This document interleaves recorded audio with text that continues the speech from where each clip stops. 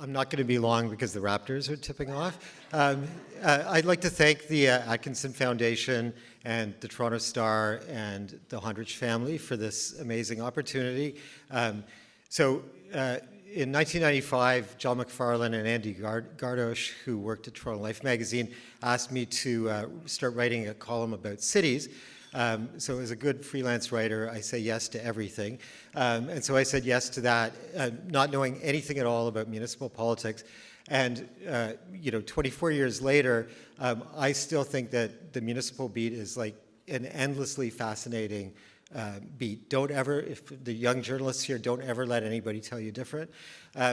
I also, as Colette mentioned, I have a degree in math, oddly enough, and so I like numbers and equations, and about 5 or 6 years ago I started seeing and writing stories about smart cities and smart city technology, and so I was interested because I like numbers and equations.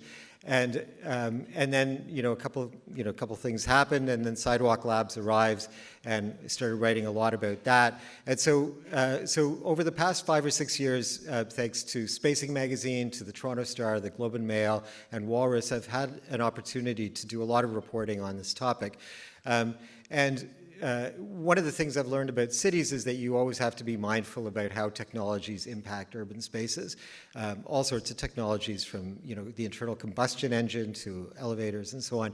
And so this is a great opportunity to kind of look at how these two incredibly powerful things, cities on the one hand, and these powerful algorithms and data sets sort of collide with each other. And the question I'm going to be asking with this series is, what are the social impacts? Where do the people come into this picture?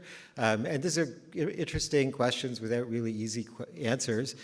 So that's what I'm going to be writing about for the next year, and stay tuned. Thank you.